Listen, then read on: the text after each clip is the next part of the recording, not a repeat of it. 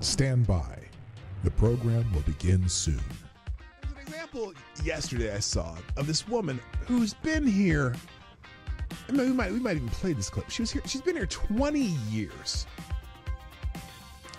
She has 3 kids who were born here.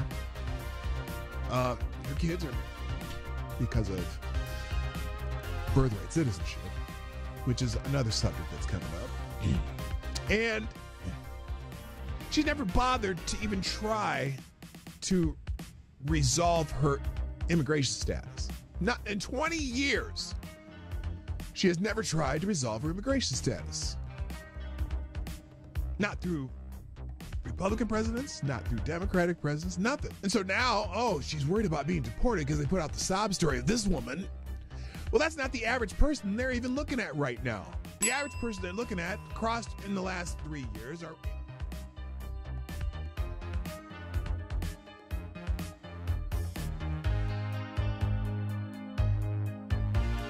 CNN is cutting jobs to embrace the digital future. No, they're cutting jobs because, as I like to say, they suck. CNN is undergoing a significant restructuring, planning to lay off about 200 employees, which constitutes approximately 6% of its workforce. This move is part of a broader strategy under CEO Mark Thompson to pivot towards a digital-first approach, focusing on expanding digital subscriptions and reducing costs from traditional TV operations. Wait a minute. Didn't they already try the CNN subscription service, which failed miserably?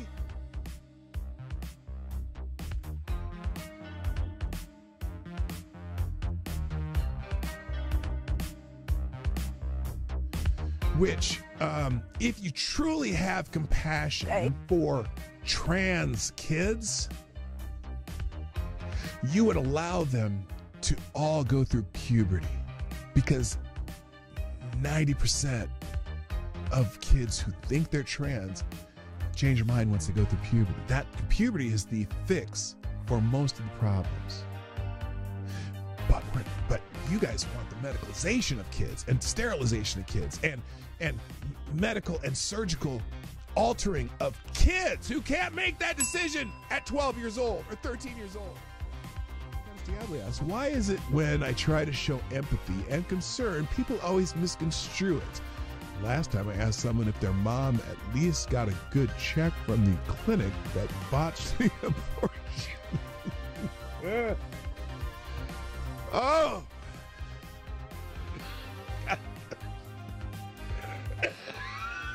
Oh, God. Damn it, AD. I think you just need to find a gentle way. Stand by. The program will begin soon. I would be willing to bet everything I own that submitting a 22-minute video montage that shows the most egregious acts of violence you can find from that day, when the defendant in question is on that video for only 6 seconds and is seen walking calmly, is highly prejudicial and a violation of the defendant's due process rights. The person was found guilty and sentenced to 19 months in prison. Now, it took 2 hours to read through all of the documents that were in the case file. Every motion submitted by the defendant was denied. Every motion by the defendant was denied. How often does that happen? And every motion submitted by the government was granted.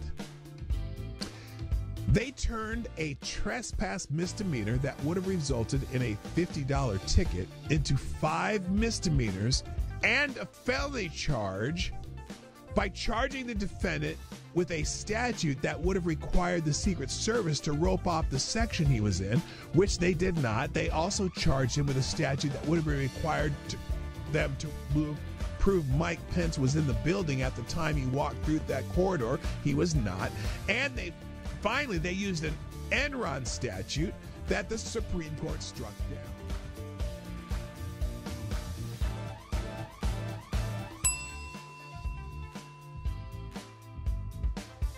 If you accept a pardon, you are admitting guilt. Period. That's the, because you can't be pardoned if you're not guilty. Whether he can preemptive pardon, whether he can issue President's reportedly asking his staff whether he can issue preemptive pardons for himself, his family members, Rudy Giuliani. There's a simple answer: no. No, Mr. Oh, that you would can't? Be a gross abuse Oh, of the presidential it's a pardon authority. gross abuse of presidential pardon authority. Well, there you go. You accepted a pardon, Adam Kinzinger. You think you may have committed a crime.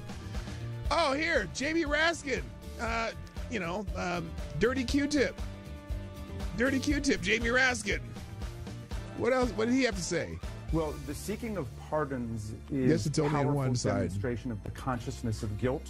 Or at least the consciousness that you may be in trouble. Jamie And that's Raskin. what's so shocking Did he get a about pardon this. also? Wasn't he on Well, that committee? The seeking of pardons is...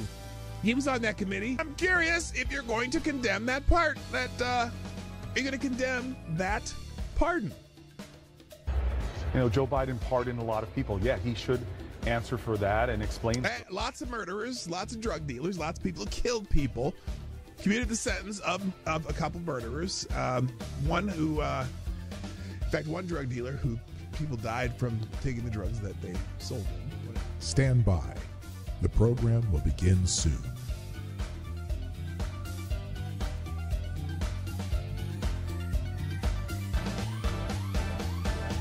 The Obama Aniston rumors have gone wild. Rumors have emerged on social media that suggest Barack and Michelle Obama might be heading towards divorce, with speculators thinking Barack Obama to actress Jennifer Aniston. Those rumors have gained traction following Michelle Obama's absence from Jimmy Carter's funeral and the inauguration, and are based on tabloid stories and social media speculation without solid confirmation from the individuals involved. So far, they're still rumors, and I don't know why people are perpetuating them, but it is kind of fun to perpetuate rumors like that. No one's come out to, out and out deny anything. That's the weird part.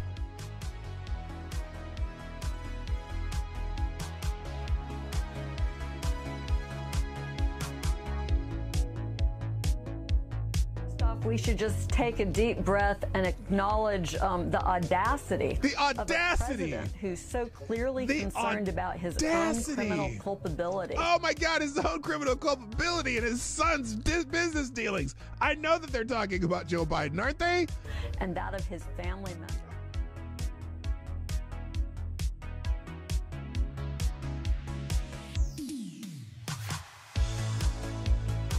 Like the boy asked, are cats really soul suckers? Yes. Yes. That's why I'm not into cats. Dogs, man. I'm a dog guy.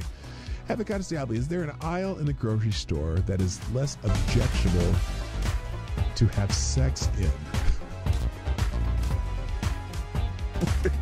Where do you come up with this shit? Dude.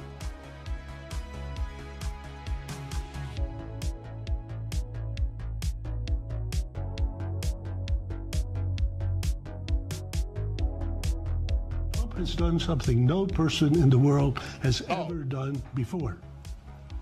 A dead man, a dead politician has risen. Yes. Somebody who if we were 4 years ago at Davos, he's buried, a dead. And I wonder how many people at Davos have been funding Donald Trump's demise that has failed. I wonder how many people at Davos, again, let me say it again. I wonder how many people at Davos have been funding what they had hoped would be Trump's demise. Actually, there's a few of them there. And didn't work, did it? Didn't work, did it? Politically known to me. He's now returned. This is the greatest comeback in political history of a politician. And then, therefore, he thinks he can do anything. End of the show, every day on my show, if I put something on the screen or I'm talking about it, or it's a topic or an article that I'm presenting in this show, I provide links to every single thing that I've talked about, and even more, the ones I didn't even get to. I drop them in the chat at the end of the show, and also I drop them in the description. So if you want to find these articles, they will be in the links at the end of the show.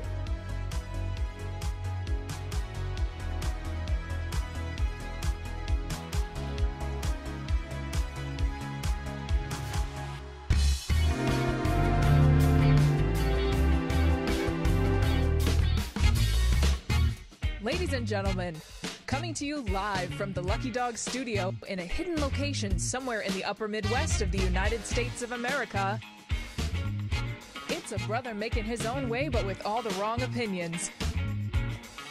Welcome to the Morning Night Live with your host, the one and only P-Dog Night. Man, I was going to go warm up my coffee, but the register is chinging and stuff. Hey, everybody. Good morning. Welcome to the Morning Night Live. I'm your host, Marty, also known as P-Dog Night on the internet. Welcome back to the P-Dog Night channel, where we are talking about industrial production. That sounds so exciting. So exciting. Hey, how y'all doing? It's a great morning. Happy hump day. And more than that, you know, there's a lot of stuff going on. So I'm not going to spend a lot of time in the intro stuff. Just let's get this shit started, right? Let's get it started. Let's get it started. Let's get it started. You know that song, the original version of that song is called Let's Get Retarded. And apparently they decided that they had to change the name of it. But if you listen to the lyrics of the song, everything about it makes more sense when you say, let's get retarded, not let's get it started, because it's talking about, well, it's talking about dancing and something gets stupid and whatever. And I just, I had an original version of that song somewhere. And then they, you know, Let's Get It Started became the big, remember, because it became a big, it was being played all the time at sporting events or whatever. And but they had changed it to Let's Get It Started by then, because, you know, gotta be politically correct and shit. So anyway, and I don't know why I even brought that up. Let's get it started. First in the chat today is Avocados Diablo, who gets the bell. Yeah, baby. Also, good morning to Somnambul Nation, who has diligently tweeted out the show, as always. Thank you for doing that. JB's in the house. Mike Savage, Blarg. Also, good morning, Kara Soldier. Reaction Puerto Rico is here. Good morning. Attack Alpaca, what's up? Resolute Germ, hello. Johnny Boomer Tech is on the monitor over there. Tire. Alexander, the Scourge. Also, kind of truncated that. Also, good morning. Amazing Disgrace is in the house. And Gunfox61, welcome, sir. Who also, by the way, Gunfox has dropped 3 Hamiltons in the tip jar. Holy moly, you are. You are the new Streamlabs Superstar sponsor of the day so far, with the big 30 on the board. Holy moly, I don't know if anyone's going to beat that today. Also dropping 3 articles with those 3 Hamiltons, hijacking the show, which we'll get to in a moment. Also, good morning, Dom O'Leary. Nice to see you. Renee Mayette, what's up? Good morning. Is that everybody? That's everybody who has graced the chat so far. So I'm sure there's a few more people. In fact, let's see. 18 people, 5 likes. Hit the like button. Let's keep the ratio at about 1 to 1. That means 13 of you need to hit the damn like button. So get to stepping, get to clicking, or whatever the hell you do to make that like button light up. Light it up, baby. Light it up. All right, let's do some thank yous real quick for the people who have shared this show, because it's always entertaining to see what you put with the Let's Go. Again, if you haven't clicked that link at the top of the chat that says, you know, click this and reply on X, the app formerly known as Twitter. If you are on the app X, formerly known as Twitter, or if you haven't been suspended again, you know who I'm talking to. Click that and reply with a Let's Go and drop a meme or a GIF, peanut butter, whatever. I don't know why I say that, because GIF is peanut butter, get it? But it's called a GIF because it's a graphics, whatever, something format, interchange and intersection and whatever. But some of the people who've already done that are, let's find out. Of course, Somnambul Nation tweets out the show before I even had a chance to, which is awesome every day. And I'm going to like that, and I'm going to repost it, because I usually try to do that every day. Also, thank you, Somnambul Nation, with putting out a GIF. Come on, let's go. Proceed, all that stuff. Thank you, Reaction Puerto Rico, with the yo, yeah. Me and Gene, I just got to tell you, I just really need to let's go. Yeah. with the little run, Macho Man. I used to do a better Macho Man imitation. Also, Mike Savage with Let Us Go, as always. And what the hell is that, JB? Let's go, my Nurgles. Yeah, easy there, buddy. Oh, a handyman. You know, it's funny. Thank you, Amazing Disgrace. I just saw a handyman clip yesterday because someone's saying, oh my God, there's no way they could make this now. Remember Handyman from In Living Color? It was a pretty funny skit, but also probably is offensive as fuck. So anyway, and then of course Ty Alexander with the Ric Flair, woo, let's go, and Resolute Germ. Oh, I don't know who these guys. I don't know what they're called. They're kind of past my watching WWE era stuff, but is one of those Kofi or something like that? I don't know. Anyway, the Resolute Rexon picks. But anyway, and then thank you, Tyre, Resolute Germ, Abominable Nation, JB, Amazing Disgrace, and Reaction on Puerto Rico for retweeting my post of the show. Every little bit helps. And also just a reminder, this coming Monday, my 1500th episode is going to be popping on Monday. And my goal is to do a what do you call it? A call-in show, an open mic show. So I've got to try and set that up. I don't know why this thing resets every freaking day. There we go. All right, because I don't like that glare that's in the bottom there. So all right, here we go. Let's get the show started. And obviously it's Hump Day. I didn't pick a favorite Hump Day post though. Hang on a second. Oh my God. I'm not showing that one. Hang on. Let's see. Well, you know, we can do, what the hell? I'm scrolling down here. It's, oh damn.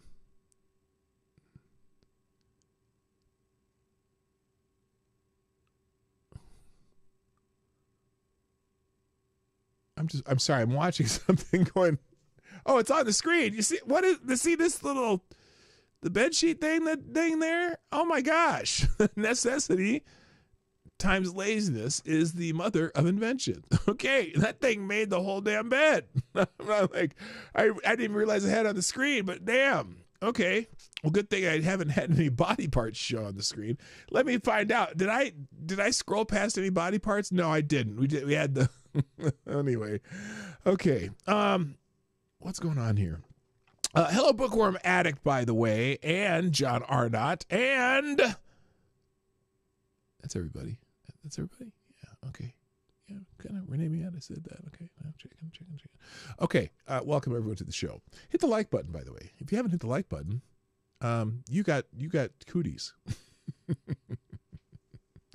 All right, thanks everyone who tweeted out the show. That's it for Hump Day. Oh, here's a cute Hump Day one too. This will be I'll have one of each. Here's the doggy double dutch. Hop to it. It's Happy Hump Day. So there you go. All right. Trending stuff that's happening, like new things people are talking about. St. Joseph. People are talking about St. Joseph. Apparently today is the feast of St. Joseph. Remember when I was always doing the Catholic holidays because there was like a new Catholic holiday almost every day? Well, it's Lent, so I'm sure there's a lot more Catholic holiday or feast or whatever you call them. So today is the feast of St. Joseph, or St. Joseph's Day. We honor St. Joseph, the patron saint of fathers and workers and the terror of demons. A humble carpenter, a devoted father to Jesus, he exemplifies quiet strength, faith, and dedication while standing as a powerful protector against evil. His legacy is recognized by the tireless efforts of fathers. So it's kind of an alternative to Father's Day. And fathers and workers everywhere who build, nurture, and provide with faith and resilience. So there you go. The Feast of St. Joseph. Oh, this says the greatest male saint who ever lived. Wait a minute. What? The greatest male saint who ever lived was not a deacon, not a priest, not a bishop, not a pope, but not a hermit, not a monk. He was a husband, father, and worker. St. Joseph, pray for us. So that I'm blessed be St. Joseph. I'm assuming is it Mary's Joseph? Like the stepfather of Jesus or something like that? Anyway. All right, so there you go. Feast of St. Joseph. Happy, well, I don't know how you say, what do you say? Happy Feast of St. Joseph Day. Moving on. Also today, a celebrity birthday, and it's kind of sad, actually, even though not. Good morning, Keishel. What's up, Kirsten? It's celebrity birthday day is Bruce Willis. Bruce Willis turned 70 years old today. Holy moly. Today marks the 70th birthday of Bruce Willis, celebrated by fans and media for his extensive career in film, particularly known for his roles in action movies like Die Hard and earlier works like Moonlighting. I loved Moonlighting. I thought that was a great show. Willis, now retired due to frontotemporal dementia, is remembered for his diverse roles from Pulp Fiction to The Sixth Sense. And so people are talking about that. Sixth Sense? I see dead people. And unfortunately, Bruce Willis is almost completely gone. I mean, he's, as far as his dementia is he's having a very difficult time. And so I don't know. I mean, like, probably was on a vegan diet, difficult time. So anyway, but happy birthday, Bruce Willis. Was in the greatest Christmas movie ever, the original Die Hard. So there you go. Trippy Liberty, good morning, sir. What's up, my brother? And Green Badger Outdoors and Anna Lynn are all here. Good to see you. Moving on. Also, today is the Federal Open Markets Committee meeting where Jerome Powell will come out and either brighten, ruin, or neutralize someone's day. Jerome Powell, but apparently he held an emergency press conference this morning ahead of the scheduled FOC meeting, and I don't know what this is. Well, let's take this, whatever this is, with a grain of salt. What did he say in this clip? Good morning. Good morning. First off, fuck your bitch and the click you claim. Oh, I am here today, despite the blackout before FOMC, to tell you regards not to pump the market. If you pump the market, I will have to bitch slap you on Wednesday. Let me take this opportunity to tell you that I already sold at the top. Do not pump the market. And my fellow Fed buddies are looking to get back in long once the market bottoms at 3,600. Okay. Yeah, that's the JPM collar put leg for those of you keeping track at home. Me and Jamie Dimon planned for this. So if you WSB twats pump the market Monday and Tuesday because you've been listening to Jam Crossant and Believe in Vanna and Charm Flows, I'm going to put on my Walker mask and come fuck your moms on Wednesday. Also, we are going to bail out the bank. Oh, he's going to fuck my mom. Better not no, pump the my stock mom's market dead. on this news. Okay, enough. I got to go. I got an appointment. Nick from Wall Street Journal is coming over to suck my dick for some scoops. All Always right. remember, fuck your putts. Fuck your calls. Jay Powell has you by the balls. God bless my money printer. Okay. What do you say? Fuck your puts, fuck your calls. Jay Powell's got you by the balls. That's a very, very important message. And that one Good gets morning. it. Oh, First shut off, up, fuck your bitch Jerome. and the click you claim. I need to. I am shut here up. today despite the blackout before Quiet. Okay. That's getting its own link today because you need that in your day. You need to be able to find that easily. So it gets its own link today. Fuck your puts, fuck your calls. Jay Powell's got you by the balls. That's awesome. All right. Anyway, the FOC meeting once again in about 4 hours, I think now. It's 4 hours from now. And they'll tell you whether or not they're going to fuck around with interest rates and all that stuff. That's what they do. All right. Other economic news. Oh, that's Jay Powell. Other economic news. U.S. industrial production has surged in February to a record level. Now, this is Breitbart, so it might be, hyping a little bit more than reality, but we'll see what it says. Led by manufacturing and autos. The factory sector came roaring back in President Trump's first full month in office. Industrial production in the United States surged in February, rising 0.7%, more than triple the 0.2% increase economists had expected. The latest data from the Federal Reserve marks a significant expansion in industrial activity, with a total output reaching its highest level on record. Okay, really? But if that's the case, was it highest before the 0.7% surge? I don't know. I don't know. Anyway, manufacturing output, which accounts for roughly 3/4 of the total industrial production, rose 0.9%, the largest monthly gain in a year. A particularly notable driver of February's expansion was the auto sector, where motor vehicle and parts productions jumped 8.5%. Well, that's because some of these companies started producing back in here again. They moved their production. But anyway, that sharp increase stands in stark contrast to the sector's performance during the final year of the previous administration, when auto output declined by an average of 0.5% per month. The strength of February's data offers a striking contrast to some of the more downbeat economic indicators seen in recent weeks. While reports on retail sales and business sentiment have suggested a more sluggish start of the year, the industrial sector appears to be gaining momentum. So that's interesting. That's interesting. Wait. Fuck your bitch and click your claim plays as I'm dropping the kids off to school. Oh, sorry. Well, you know. I'm sorry, Renee. Maybe the kids didn't need to hear that. But anyway, so that's interesting. Also, let's go ahead and do the Gun Fox articles. Thank you again, Gunny, for dropping these Hamiltons. Some other one's an economic news thing. So here, while U.S. Manufacturing production has gained, the F-35 fighter jet project seems to be having problems. F-35, this is from Reg Tech Times. I'm not sure what the publication is in particular, but, you know, Gunfox has a lot of trade news sources, so there you go.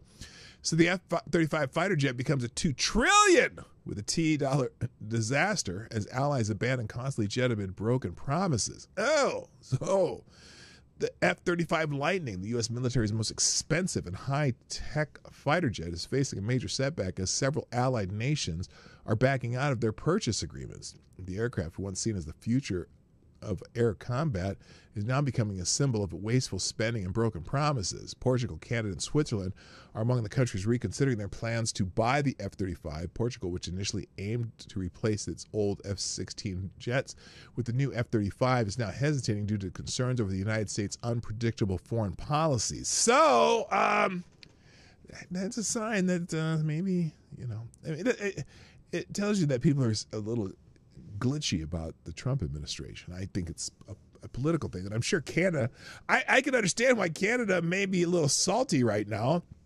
but you know, sometimes you just got to do what you got to do. Anyway, similarly, Canada, which previously agreed to purchase 88 F-35s for $19 billion, is now looking at other fighter jet options. Switzerland's Social Democratic Party has also called for an immediate halt to its F-35 procurement plan, signaling growing frustration with the program.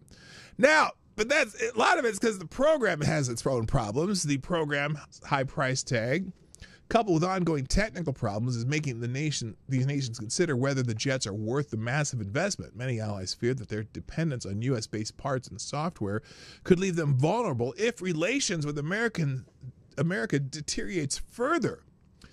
So the program of this fighter jet is the most expensive military project in U.S. history, with a projected lifetime cost of $2 trillion with a T dollars. This staggering amount covers not only the production of the jets, but also the cost of maintaining and upgrading them through 2088, which makes you wonder, you know, through 2088, and what if you find some new technology that may have been hiding in well, not in plain sight, but underneath the ground or in places like New Mexico and other places. You may not need this technology, but anyway, and I don't know, was this why? I'm kind of curious why they mentioned Biden early in this article, or did they? Maybe I'm just having my own little Mandela effect. So anyway, according to a 2024 report by the Government Accountability Office, the F-35's reliability issues have led to a decrease in its planned usage. The report revealed that the jet's ability to perform its missions has actually declined over the past 5 years. The Department of Defense, which once envisioned flying the F-35 frequently, is now reducing its use due to ongoing maintenance problems. And I know part of the problem, isn't this the one that they tried to make it too all-purpose, like they tried to fit it with too many things, and that may be a cause of the problem. By the way, good morning, Nomad. Stop. Hammer time. In 2018, the F-35 entered its initial testing phase. However, due to the overwhelming number of problems, the testing period was extended multiple times. Even today, new issues continue to emerge, making it difficult for the program to progress beyond its troubled development phase. And then, let's see. Okay, you don't like a subheadline that says a broken system draining taxpayer money. That's the next subhead here. Despite its underwhelming performance, the F-35 continues to be funded by the U.S. government, largely due to the sunk cost fallacy. This is the flawed belief that because so much money has already been spent, it's better to keep investing rather than to accept the losses. And that's a problem with a lot of our government. You know, we start spending money on something and the shit don't work, and we just keep spending because we've already put money in it, so we might as well put more money into it because more money always makes everything better. I mean, just look at our public schools. They keep just putting more money in them, and they just get better and better and better. Okay, they don't. So there you go. Thank you, Gun Fox, for that article on that. Let me say another hello to Special Can Acid on the honorable mention list of my favorite Canadians. Another article Gun Fox gave me is this one. China is asshole. China reveals details about show of force against a U.S. ally.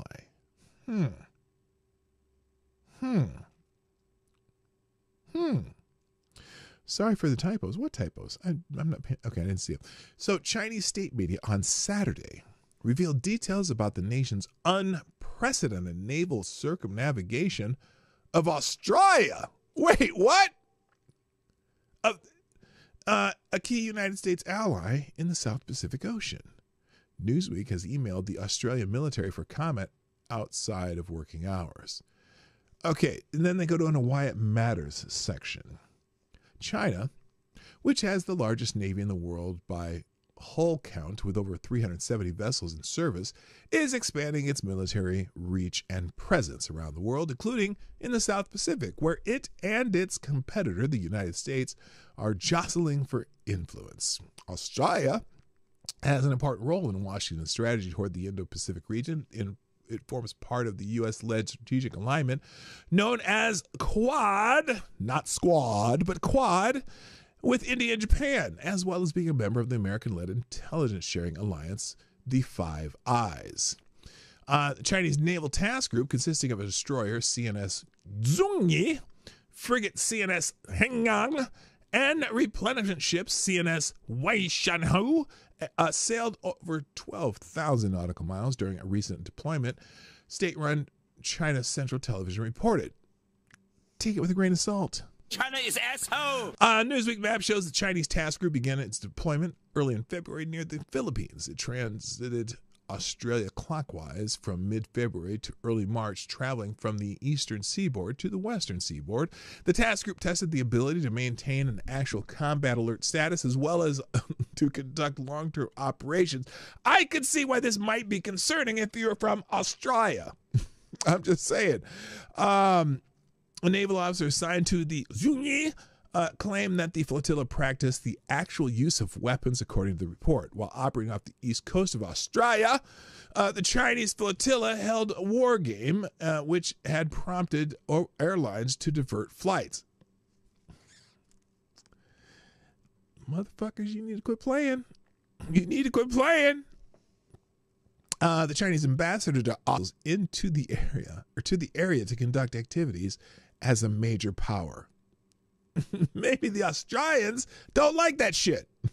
It is not immediately clear if the Naval Task Group has returned to China. Its last reported position was in Sunda Strait, an Indonesian waterway, on March 9th. It was on a northward voyage after passing through waters off the Australian west coast. During an interview on March 12th, the Australian, I don't know why I keep saying that like that, the Australian Defense Minister Richard Marles said the country's military had totally shadowed the Chinese naval vessels when they were in the vicinity of Australia. So and then you get to hear what are people saying, I don't care, but what happens next remains to be seen whether the Chinese Navy will dispatch another task group in the South Pacific in the short term. A U.S. nuclear power submarine was sent to Australia in late February while the Chinese naval vessels sailed around the country. So it's just another one of those, here we are, don't mess around with us. I don't know. Anyway, thank you, Gunfox, for that one. And then one more on the third Hamilton. Well, you get a third job about manufacturing, I guess. But it's also military style. Apparently, Korean giant Hanwha acquires hostile stake in the latest push to reshape U.S. shipbuilding. Now, what does this have to do with U.S. shipbuilding? Well, let's find out. Shares of Australian shipbuilder Austal Limited climbed after a unit of Hanwha Aerospace Company became a substantial shareholder of the U.S. Navy contractor. Oh, so the Australian shipbuilder is a U.S. Navy contractor, as South Korea's top defense firm attempts to bolster its foothold in America. So they're trying to play favor here. Hello? Is the playback still stuttering? That happened yesterday. I was listening to someone this morning. It kept doing that. Hello, Willie. What up, Willie? Willie won't lead a show. Also, stock closed 7.6% higher in Sydney on Tuesday after a subsidiary of Hanwha acquired a 9.9% stake in the firm and said it aspires to increase the holdings to 19.9%. The stake purchase is aimed at strengthening strategic partnerships in the United States and elsewhere amid a boom in global defense and shipbuilding industries, Hanwha said in a statement. Yeah, because the Europeans are going to step up their game. I don't know if they build their own ships, but if they order ships from Hanwha or Austal, that could mean something. So there you go. Let's see. What else is interesting? Hanwha purchased 41.2 million of Austal. Okay, this is just so a South Korean and Australians. The South Korean company is getting a larger stake in the Australian company that is a U.S. or a shipbuilder that's a contractor for the United States military. Let's see. U.S. President Donald Trump's shift in traditional security alliances has been driving a new commitment to defense spending and training in the spotlight on Asian contractors, which are able to deliver weapons faster and cheaper than their rivals. Yeah, cheaper. I hope so. I hope their quality too. Hanwha's aerospace stock has more than doubled this year, and among its top gainers, or is among the top gainers in the Asian equity benchmark. So, again, the upward trend in military spending, particularly from the Europeans, I would think, is probably going to drive military, military builder type things, whatever you call them, military companies that build shit that you can blow shit up with, probably be driving their stock a little higher. Good morning, Unacceptable Views, my other favorite Canadian. What? Wait, no, don't put that in my chat. What are you doing? All right, back into the trending things. Jackie Robinson trending. Remember, what do they call it when you comply with something to actually cause damage? Like someone makes a rule and you comply with it to the fullest to make it, make it painful. Compliance, whatever. There's a name for that. I can't remember what it is, but I think this case is this trending topic is a case of that. Jackie Robinson is trending. The great Jackie Robinson broke the color barrier in baseball. And someone at the Department of Defense, malicious compliance. Thank you, Avocados Diablo. I think this is a case of malicious compliance from within the Department of Defense. Apparently, the URL that was talking about different people's time in the United States Army or in the military, they've been taking them down. And one of them is the page for Jackie Robinson. And so I'm looking at all these messages on X. Shame on Pete Hegseth for ordering the removal of sports heroes who served. Baseball great Jackie Robinson was a World War II soldier from the Department of Defense's website for being, quote, DEI. And I think, we heard the story the other day where they said that they took down the picture of the Enola Gay because the word gay was in the name of the plane. I think someone in the Department of Defense is not happy that they were really invested in the DEI stuff. And so they're making decisions to create havoc in the military because, again, some people are like, let's see. So, and this Jeff Passan is the person who brought it up, saying this used to be the URL for a story on the Defense Department website about Jackie Robinson's time in the Army. The story has been removed. The ghouls who did this should be ashamed. Jackie Robinson was the embodiment of an American hero. Fix this now. The links are back up. They just got rerouted outside the DEI page. Oh, there you go. Well, thank you. But I think some people who are doing this, they know what they're doing. They know what they're doing. Malicious compliance. That's the other one. Yeah, thank you. Or that's what they're calling it. So anyway, so apparently, thank you, Reaction in Puerto Rico, they have moved the page out of the DEI section and just put it back up somewhere else. So that's why it was trending yesterday, and it seems like they may have fixed the problem. Also trending is this woman. Her name is Jeanette Vizguera. Apparently, Jeanette Vizguera, a prominent Colorado immigrant rights activist who also may be America's most famous illegal alien, was detained by ICE on Monday, March 17th. Vizguera, known for her previous sanctuary in churches to avoid deportation, has been held at the GEO Group Detention Center in Aurora. Protests and vigils have ensued, with the supporters rallying outside the facility, advocating for her release. The community expresses concern over the lack of prior warning or valid deportation order at the time of her arrest. I think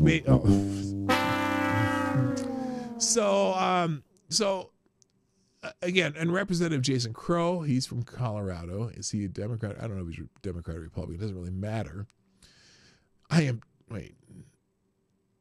He's followed by a lot of, I think he's a Republican, actually. But anyway, he said, I am deeply troubled by the Trump administration's actions detaining Jeanette Vizguera, targeting grandmothers and parents of American children who have called our community home for decades is wrong and won't make Colorado more safe. Which, I will give him that. I don't know if this makes Colorado more safe, but if she's a prominent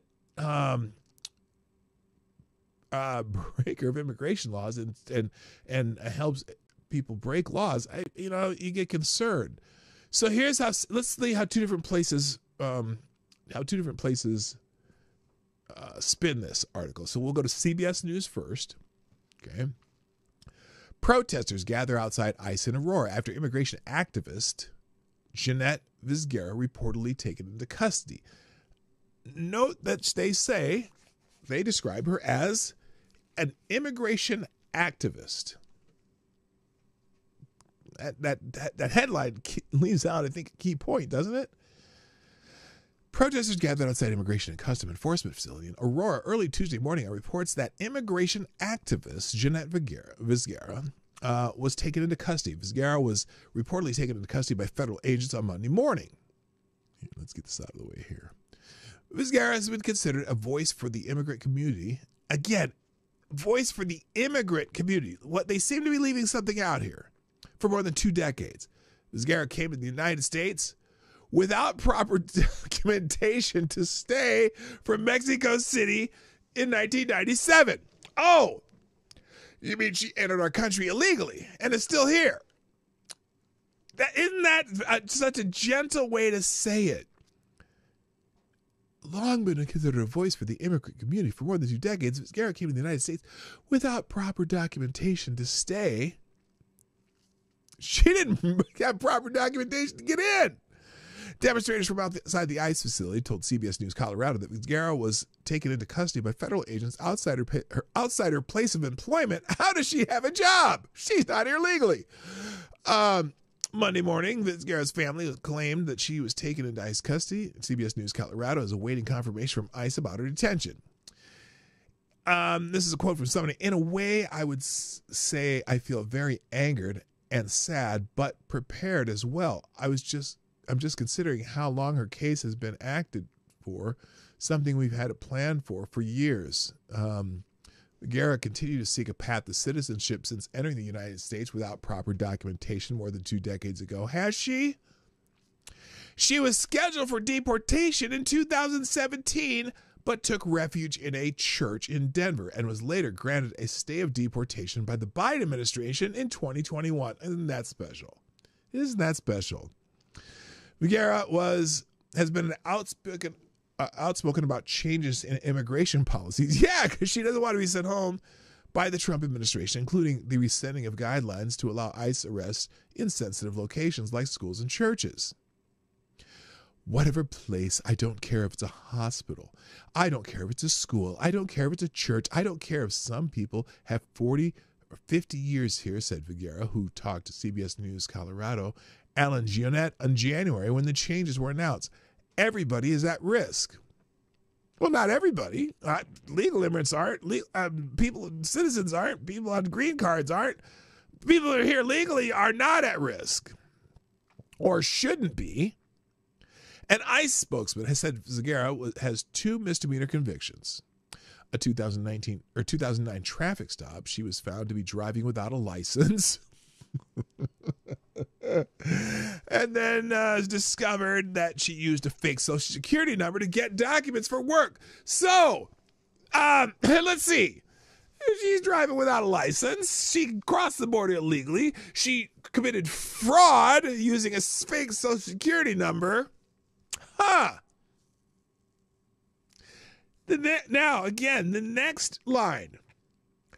This is not immigration. This is Soviet-style political persecution of political dissidents under the guise of immigration enforcement. This a mom of American citizens who works at Target. This is not something that makes our community safer, said Denver Mayor Mike Johnson. Well, Mike Johnson, what have you done to help this woman fix up her legal status since 1997? Senator Michael Bennet, a Democrat representing Colorado on Capitol Hill, posted on X Tuesday morning, Jeanette Vergara is a mother and pillar in her community. I am deeply concerned about ICE's actions to detain her without any due process. Wait a minute. Without due process? What was this earlier in the article? She was scheduled for deportation in 2017, but took refuge in a church. Okay, so that's how CBS News spins it. Now let's look at a right-wing source, because I will consider CBS News a left-wing source.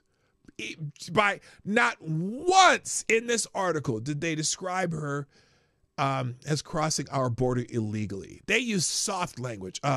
Well, she came to the United States without proper documentation to stay. Yeah, she's here illegally. She's not legal. A legal resident of the United States. So let's look at Front Page Magazine, which is certainly a very right of center publication. Well, they describe it a little differently at the beginning of their article. America's most famous illegal alien busted by ICE. Oh my God. Bye-bye is the subheadline. Bye. I should laugh. I mean, granted, she's an old lady with American kids. Rather than, hello, Lewis, what's up? Rather than the Biden administration just putting a stay on it, why didn't the Biden administration help her, like, leave, come back, get legal status, something? She's been here since 1997. She committed fraud to work. Oh my God. That's unbelievable. All right, here we go. Move over Mahmoud Khalil. The open borders crowd is about to have a much bigger martyr. One of the most obvious signs that we're living in a system where immigration law could be openly flouted and was the growing number. One of the most obvious signs that we were living in a system where immigration law could be flouted was the growing number of illegal aliens who would attend rallies, become professional activists, and boast of their illegal status, knowing that absolutely nothing would happen to them. Yeah. This phenomenon really took off under Obama, and in some parts of the country simply became the new normal. Illegals were untouchable. Until now. In 2017, Time magazine featured a write-up on Jeanette Vizgara, a union organizer and advocate for illegal aliens, among the magazine's top 100. The story claimed that she wasn't a criminal. Was that true? Well, only if you ignore the facts. Jeanette Vizgara was ordered to leave America under Obama. Then she tried to illegally return. Then she refused then to leave and claimed she was taking sanctuary. I feel like this is Logan's Run. Now ICE has finally busted her to execute a deportation order going back 2 administrations.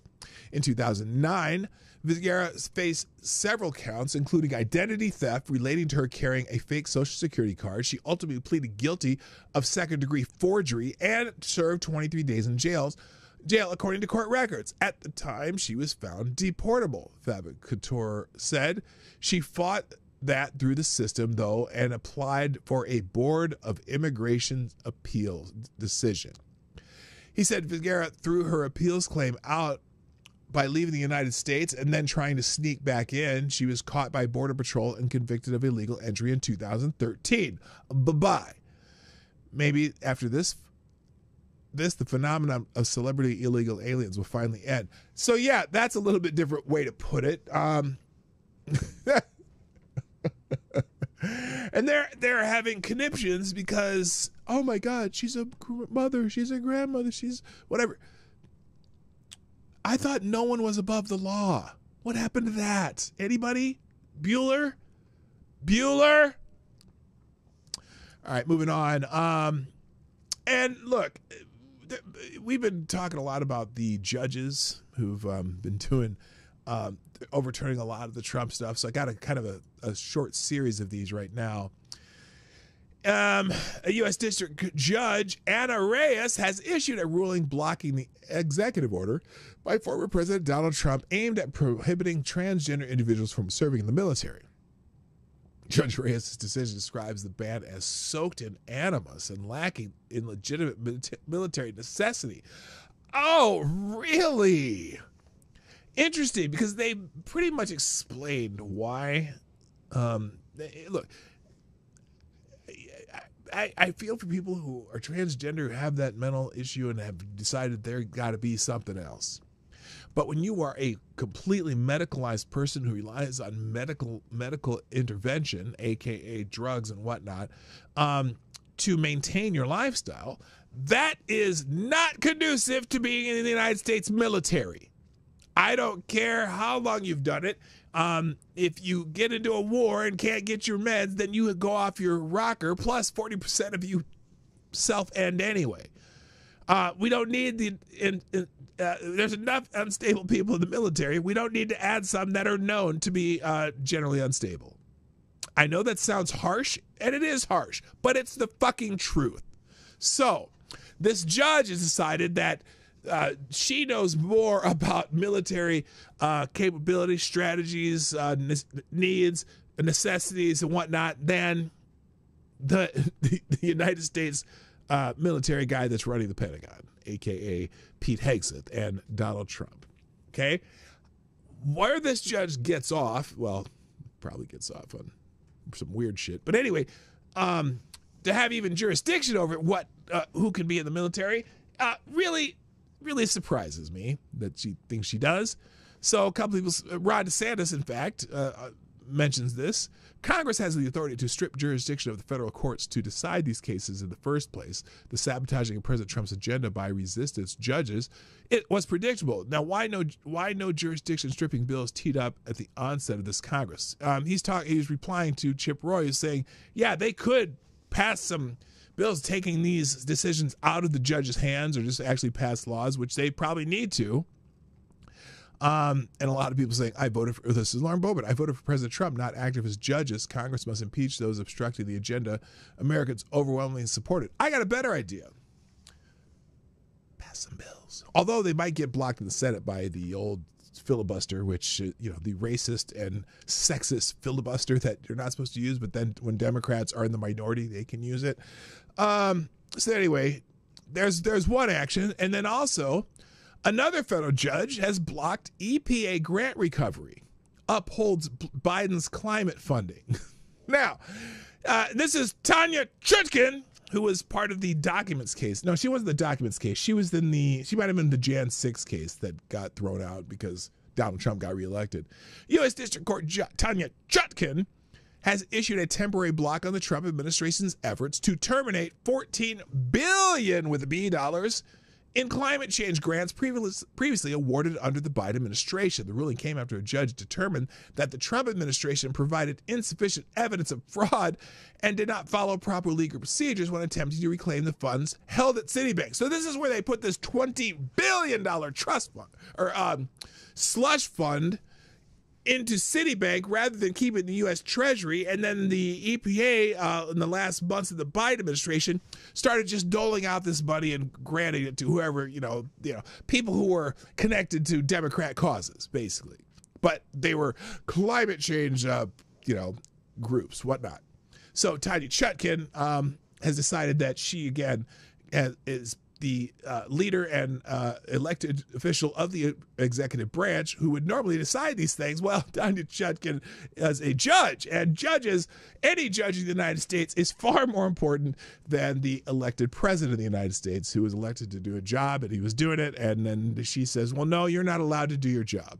So a lot of people are talking about impeaching judges. I think, and maybe they should just have, I mean, a lot of these cases are going to go up to the appeals court and end up in the Supreme Court. And it's probably going to end up where even this, well, you don't know the Supreme Court because Roberts and, what's the other one that Amy Coney Barrett, you never know what they're going to do. You never know what the guy who, Brett Kavanaugh, you never know what he's going to do. They need to have, I don't know what they're going to be able to do with this, but these judges are interfering with what the people have voted for. Also, speaking of which, another one. Here's one in Breitbart. Federal judge orders the halt to DOJ shutdown of USAID, too. A federal judge ordered an immediate halt on Tuesday to the shutdown of the U.S. Agency for International Development by Elon Musk's Department of Government Efficiency. Now, here's the problem with that one. Elon Musk's Department of Government Efficiency is the one who shut it down. The President of the United States shut down an agency that is explicitly under the executive branch. There's no other branch of government that runs this. And so anyway, good morning, Selector Boy. How you doing? Yeah, boy. So, Musk and DOJ's dismantlement of USAID likely violated the United States Constitution in multiple ways. District Court Judge Theodore Chuang said. Chuang issued this ruling in response to a lawsuit brought by current and former USAID employees and contractors challenging the legal authority of the billionaire tapped by President Donald Trump to slash federal government spending and jobs. The key phrase in that sentence is that's who Donald Trump asked to do it, and Donald Trump is signing off on all of this. So how can it be against the United States Constitution? These agencies are under the executive branch. Anyway, they argued that under the Appointments Clause, the United States Constitution must need to be confirmed by the Senate in order to exercise his authority. Oh, really? And the judge agreed. saying that allowing Musk to continue to wield enormous power over the government would open the door to an end run around the appointments clause and reduce it to nothing more than a technical formality. Chuang said the actions by Musk and Doge had violated the authority of Congress to decide when and how to close down USAID, where most of the workers have been placed on leave or fired since January. The agency was created by Congress in 1961, which is false, by the way. It wasn't created by Congress in 1961. It was created by executive order by President Kennedy in 1961. And in fact, the next article talks about that. Lawfare. Judge falsifies USAID origins in anti-Trump order rebuking unconstitutional foreign aid freeze. An unconstitutional foreign aid freeze. That is the most loaded phrase I've seen in months. Unconstitutional foreign aid freeze. Ha!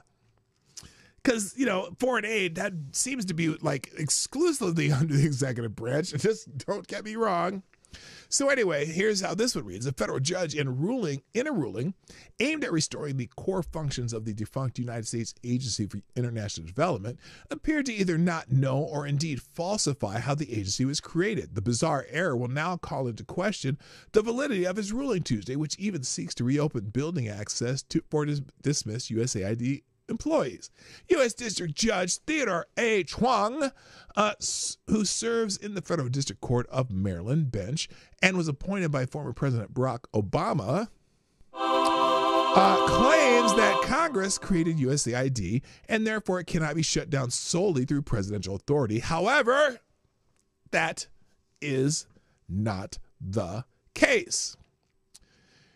So he wrote, for the foregoing reasons, the court finds that defendants' actions taken to shut down USAID on an accelerated basis, including its apparent decision to permanently close USAID headquarters without the approval of a duly appointed USAID officer, likely violated the United States Constitution in multiple ways, and that these actions harmed not only the plaintiffs, but also the public interest because they deprived the public's elected representatives in Congress of their constitutional authority to decide whether, when, and how to close down an agency created by Congress. Judge Chuang wrote, ordering, quote, according to the motion for a preliminary injunction will be granted in part and denied in part. The motion will be granted in that the court will issue the accompanying preliminary injunction, blah, blah, blah, blah, blah. Now, while Chung does not order the fired USAID workers to be reinstated, the injunction does appear to restrict President Donald Trump's Department of Government Efficiency from making any further cuts to USAID. It leaves open the possibility that the agency could be restored entirely in its status before the U.S. State Department absorbed its functions. However, Judge Chuang's order is based on an incorrect assertion regarding the constitutional nature of USAID itself. Congress did not, in fact, create the Foreign Aid Agency. Rather, it was created through an executive order signed in 1961 by the late President John F. Kennedy, whose files have been released again. As recently noted by the National Pulse editor-in-chief Raheem Kassam, Kennedy saw the agency's mission as temporary, only necessary for an especially tense and strategically phase of the Cold War. And then it just grew into this behemoth that gives money away left and right. So anyway, the judge was fucking wrong. And I don't know if that'll affect his ruling, but he was wrong about its origin. And then finally, there's another one here. Doge standoff, how the publicly funded U.S. Institute of Peace defied the White House. So apparently there is something called the U.S. Institute of Peace. Who knew? On Friday, the board of directors of the U.S. Institute of Peace informed the group's president, George Moose, that he was relieved of his duty. The same day, Moose's replacement, Kenneth Jackson, arrived at the office for the congressionally funded nonprofit to assume his new role. There was just one problem. Moose refused to go. A source ultimately involved in the situation told the Daily Wire that Moose put the building on lockdown when Jackson and his team were en route. When they arrived, they were astonished to find that the doors were locked and they were unable to gain entry. Quote, they treated us, quite frankly, like criminals, end quote. A person who was with the group shared with the Daily Wire. Jackson encountered similar behavior on Monday. He was ultimately able to enter USIP with the help of the Metropolitan Police Department and ordered all unauthorized personnel to get the fuck out, including Moose, who confirmed to the Daily Wire that he was escorted out by police. Well, F.A.F.O. When Jackson and the rest of the group were finally able to get into the building, they found things in turmoil. The shades were drawn with white noise playing when they arrived. USIP employees were using walkie-talkies to communicate within the building, according to a person who was with Jackson. As of Tuesday, none of the phone systems in the building were working, nor were the elevators, and the internet was down.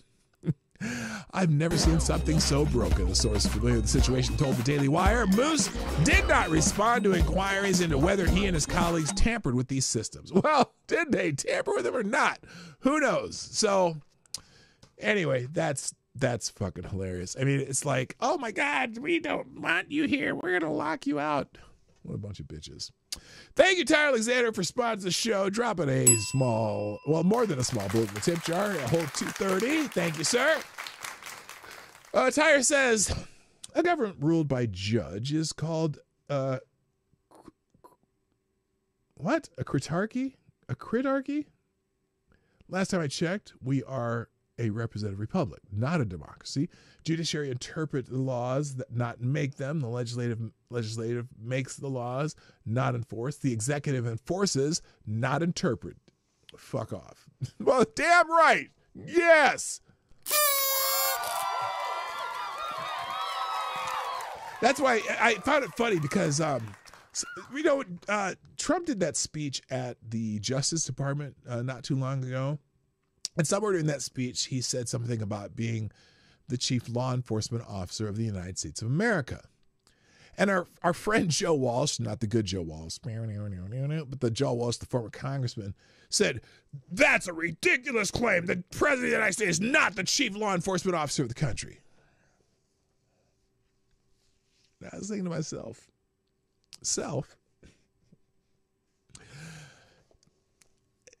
the executive branch is the law enforcement, is the branch that enforces laws. So the president of the United States, who leads the executive branch, is technically the lead law enforcement officer in the country. And then the judiciary does the judging part, but the law enforcement comes from the executive branch, which the president leads the executive branch. It seems like that's some basic civics knowledge that you should probably know if you were a fucking congressman, but you don't know that because you have a severe case of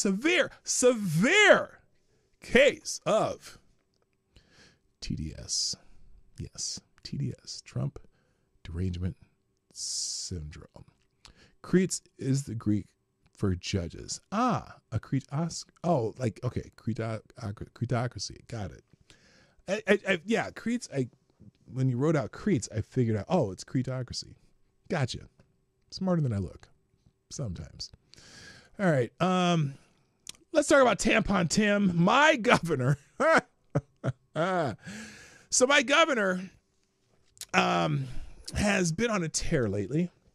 He's doing a tour, a rally tour of different places, bitching about Elon Musk and Doge and the current president, and because the vice presidential loser. That's what they do. They go out and tour the country, and he's getting some decent crowds, right?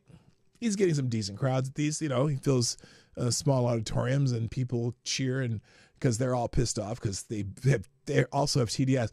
But he was on a podcast with Gavin Newsom, and what did I name this? I said the Governor Tough Guy tour. Yeah, because Governor Tough Guy. I need tampons for my aunt. Like, okay, okay, gotcha. He was on a podcast with Gavin Newsom, and he made this statement, and I found it very interesting. Listen to this. Okay, because some people are trying to spin this now, but listen to this. Listen to this version of this. How do you fight it? This I think I could kick most of their ass. I do think that if they wanted to. I know I can outrun them, but I don't know if we're going to fall into that place where we want to. Okay, we challenge you to a WWE fight here type of thing. Okay, now he was speaking of. They were talking about, I guess, MAGA people, right?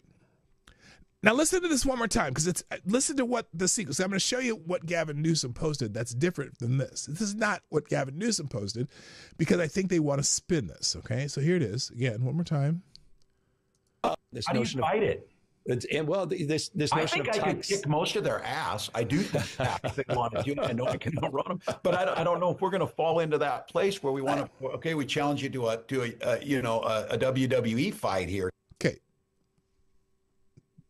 that's what was said during the podcast. Now, I saw this. Where's Brian? I'll pull up Brian Krasenstein's post on this because I want you to listen to this again, and we'll put a little more context to it. But Brian Krasenstein, the uglier identical twin brother of Ed Krasenstein, posted this a clip similar to this, but not exact. You'll see what I mean. But what he says is, Newsom and Walz talk about Democrats needing to go on the offensive. Tim Walz says he could, quote, kick Trump supporters' asses, end quote, when it comes to debating the issues. We need Democrats who are fighters, not those who pause and think about their next step. And as I read that, I was confused. I was really confused because he says that Tim Walz says he could, quote, kick Trump supporters' asses, which he said their asses, so he should have put a bracket in there, when it comes to debating the issues. And then he's basing it on this post that Gavin Newsom made of the podcast. Now, there's a little bit longer clip here, but I'm going to play the whole thing because I want you to hear the whole thing here. Before I play the clip, though, thank you, Avocado Stiali, with a small bullet in the tip jar saying, just the fact that his bookshelf has all of 10 books, and those books are coffee table books, makes me dislike him even more. I know it's petty, but fuck it. Yeah, I mean, that's true. Thank you very much for your donation, sir. Appreciate it. If you want to sponsor the show, by the way, PDogNight.live. I have the wrong thing. I didn't change the pin message. Here, if you want to sponsor the show, let me find Johnny Boomer Tech here. Here, there's the Streamlabs link. That's the best place to do it, at Streamlabs. All right, so let's play the clip that Gavin Newsom posted, and let me see if you notice the difference during that part. Have they figured it out that the identity piece of this is more important than the actual substance behind it? Well, they've been doing it for decades. I mean, we've saw the welfare queens. They've seen the Southern strategy. We've seen it over and over. It's an old playbook, and we're as dumb as we want to be that we allow them to do this with CRT and ESG and DEI and every three-letter word. And then they demonize people. Yeah, demonize, and they weaponize grievance. They other people. They talk down to. And let me just pause for a second. They weaponize grievance.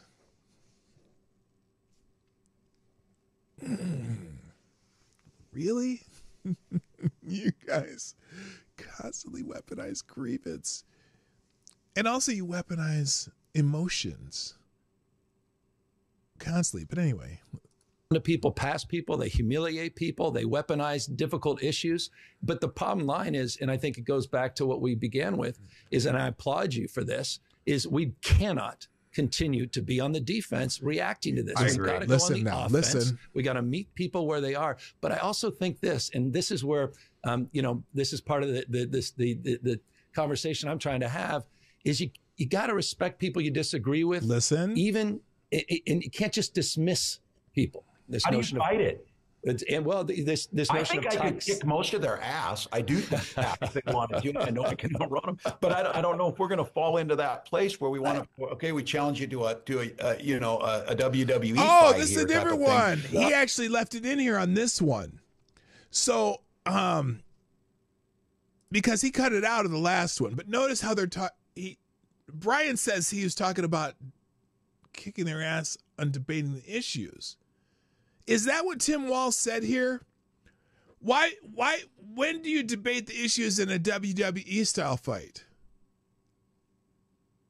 That's my question. Listen again. And you can't just dismiss people. This How do you notion fight it? This I notion think of I could kick most of their ass. I do think that if they wanted to. I know I can outrun them, but I don't know if we're going to fall into that place where we want to. Okay, we challenge you to a WWE fight here type of thing. So what does a WWE fight have to do with debating issues? That's not what he said. He clearly was saying I could kick most of their asses. And Brian spinning it, could kick most of their ass when it comes to debating issues. No, he said, I don't know if I want to challenge them to a WWE style fight. That's not debating. That's not debating at all. So I found that spin actually kind of funny. So a lot of people are responding to that, and there's a couple guys on here who saying, "Oh, you can kick most of our asses. I'm a Trump supporter, and I'm this big burly guy, and whatever." And I'm sure that people say, "Oh, Tim Walz didn't mean he just meant debating." And look, you're young and whatever. Why are you threatening an old man? To which I say, "Hey, Tim Walz and I were born the same month and year. So if Tim Walz wants to come kick my ass, I'm here, buddy." But let's just say that, I'm not into violence. And of course, remember now Sonny Johnson made this point because she's put a lot of examples out here. Remember when the Biden administration, what's his name? The Attorney General Merrick Garland was, and the Justice Department and whatever, they were all saying that, the most dangerous form of domestic terrorism could come from white men. And I poo-pooed that for a long time until Tim Walz said that. I mean, he's out there threatening violence. A bunch of these people are out there threatening violence. The guy's out there keying people's cars and shit, and they're all burning down Tesla dealerships. You know what? I come to think of it, they might be right. They might have been right. But it's just not the right-wing violence. It's the you fucking left-wing lunatic violence. Anyway, the other dumb thing that Tim Walz said was at one of these town halls where he said this, and think about, we'll think about the juxtapositions, but listen to this clip too, where he's celebrating something bad happening to an American company, which is weird. Saying on my phone, I don't know, some of you know this on the iPhone, they've got that little stock app. I added Tesla to it to give me a little boost during the day. Oh. 225 and dropping. You're celebrating the demise of an American company that produces electric vehicles that will save us from the disaster of climate change.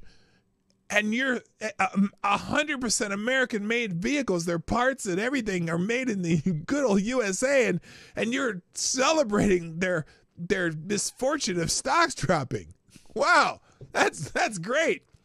And not only that, you did it on the same day that Elon Musk's other company retrieved astronauts stuck in space after the Biden administration basically left them out there to rot for 9 months. And the same very day that Elon Musk's company saved those American astronauts from the International Space Station, you're celebrating bad things happening to his company of American-made vehicles. Wow. I mean, that's a big fat wow. Good God. What an idiot. So anyway, let's see. Someone else mentioned that. Yeah, the same day that Tesla brought back those astronauts. Tim Walz is, whatever. Also says, and here's another good one. This is a good one here. This is funny. Now remember who we're talking about here. We're talking about Tampon Tim. Listen to this. But I think this notion of toxicity in masculinity needs to be separated. And I think it's been conflated. And I think we're going to have to work on that. Oh, you mean like Tim Walz talking about how he can kick most of their asses? Oh, wait. No. We'll hear that. Here, we'll go back here. Toxicity in masculinity needs to be separated. And I think it's been conflated. And I think we're going to have to work on that. I hate when Newsom dances when he talks. We'd have to work on that. Like dances when he talks. A little bit. And I think there is a crisis. I think some of us scare them. I think I scare them a little bit why they spend so much time on it. No, I'm serious because I can fix a truck. They know I'm not bullshitting on this. Yeah. I'm not putting this in people's grill. I don't know if my identity is not hunting. Who the fuck scares? My identity is not football coaching. My identity. You tried to make it that during the fucking campaign, though. You tried to be every guy. They'd have you out there hunting in your brand new camis and a shotgun you didn't know how to work. And then they have a picture of you changing a tire on a truck. And then they called you coach because you thought you could connect with the bros. By offering tampons. He is not, a beard and a truck. But I think. Anyway. Oh, the other thing. Oh, by the way, real thank you, Ty Alexander, sponsor the show again.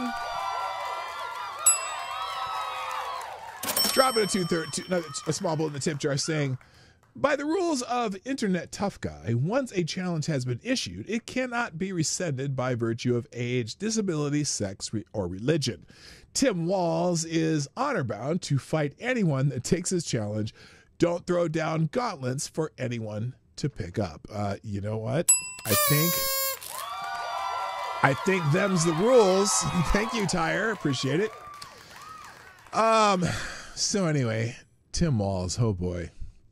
On that last note of, let's finish up with some Tesla stuff because speaking of Tim Walz and Elon Musk and Tesla, so the San Jose, the city of San Jose is trending because this moron decided to key a Tesla, and I guess maybe people don't realize that Tesla vehicles have 360 camera surveillance on them pretty much at all times. So we're going to watch this guy. He decides to park next to another car, and he looks over and sees, oh, that's a Tesla. Huh. It's a Tesla. Well, let's see. And I'm wearing my USA jacket, and I got my keys. What am I going to do? He looks at it, got his key out there. Oh, what's he going to do? He's, okay, there he went away. Oh, here he comes. He's coming back. Oh, he looks at it. He sees it's actually a Tesla. And, well, you know what? I think I'm just going to scrape my key across it. So there's a rash of this going on. People vandalizing Teslas around the country, right? And by the way, they have found this man, San Jose Police Department. This is a FAFO moment. With less than 24 hours of the viral vandalism incident being reported to the San Jose Police Department, we successfully identified, located, and arrested the individual responsible for this act of felony vandalism because the amount of damage to paint a car it's probably a couple grand to repaint a car or whatever. So they continued this senseless crime, and its subsequent consequences could serve as a clear reminder. No matter one's personal beliefs or frustrations, they do not justify illegal actions. I urge everyone to respect one another, and above all, respect the law. San Jose Police Department Chief Paul Joseph. So they caught the guy. He's effed. And there's a lot of people doing this nonsense. Oh, here, this is the guy where the guy was confronted by somebody who saw him, and they're like, hey, dickhead. Did you just key a Tesla the other day? What? You're on video. Yeah. This is the guy. You just keyed a Tesla. You got a video online. I just saw it. It's all over the fucking face. You have the media. I keyed no Tesla. Yes, you did. You keyed a Tesla in a parking lot somewhere around here. What do you got to say about that? I didn't do that. Oh, you did it. We're going to skip. We saw him do it. Next to it, and I plainly saw. Well, you're on video. I said I plainly saw you doing it. You pulled up right next to it. In the same jacket, same beard, same You wanna car. bet? Whatever. Okay. Well, I mean, they got your license plate. I'm surprised you haven't been contacted by the police yet.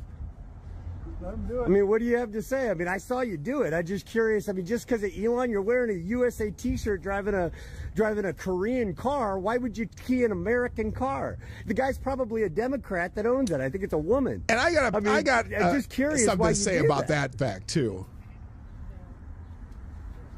You just don't have anything to say about that? Neither one of you guys do? Nope. Okay. So he got busted. Okay, that's some great karma. So let me ask you. Here. By the way, let's see what else I have here. There's and then people, you know. Oh, by the way, also we saw Mark Kelly, the Senator Mark Kelly.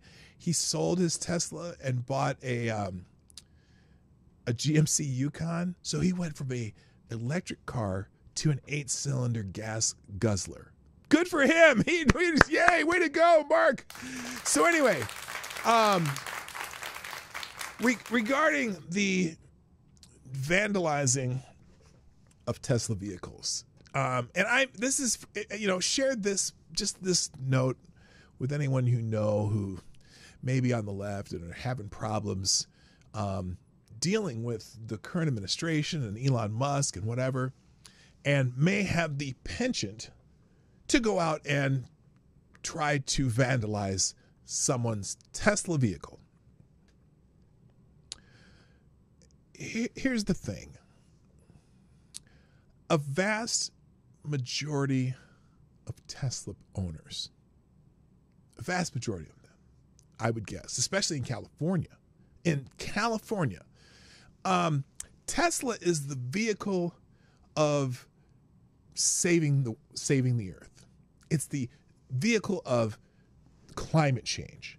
And the vast majority of people who own Teslas before Elon Musk kind of became in the Trump sphere were left-wingers, Democrats, people who thought they were saving the earth by owning a Tesla. Now, some people just like the vehicles. I have a friend who has a Tesla and he just likes the vehicle. He's not politically on the left, but he just likes the vehicle. But most Tesla owners probably swing to the left, and I'm not talking about body parts. Okay? So, when you go out and you vandalize a Tesla these days, you're vandalizing a vehicle that belongs to someone on your team. So I say to you, if you have the penchant for doing that and you want to go out and vandalize people's cars, I don't encourage it, but if you're going to do it, knock yourself out. You're just fucking with your own teammate. And also, honestly, you can just go fuck yourself. Got it? Good. Have a nice day, motherfucker. All right, guys. That's it. That's my message. Here are the links that I have several others I didn't get to, but, I never get to all of them. And I hope you all have a great day. Have a good hump day. We'll be back tomorrow, FTG Thursday. Also, a reminder, Monday, episode 1500 of the Morning Night Live. Don't miss it for the world. That's it. I got to go. Thank you. See you tomorrow. My name is P-Dog Knight. And I am out of here. Bye-bye. Have a great day. See ya. Bye. Hey, this is P-Dog Knight, and thank you for watching today on the P-Dog Knight channel. If you have an observation or remark you'd like to make about this video or my channel, I absolutely welcome you to write it in the comment section down below. I really look forward to hearing from you. And before you go, if you like what you saw but you're not already subscribed, please make sure you hit the subscribe button and definitely click that bell that pops up afterwards so you'll be notified when I post new videos or when we go live. I broadcast my live show, The Morning Night Live, Monday through Friday at 10 o'clock Eastern, 9 o'clock Central. A special thank you to all the supporters of this channel who share our videos on social media and who make donations through Streamlabs, YouTube, Venmo, and Cash App, which are all linked in the description down below. Thanks again, and until next time, I'm P. Dog Knight, and I'm out of here.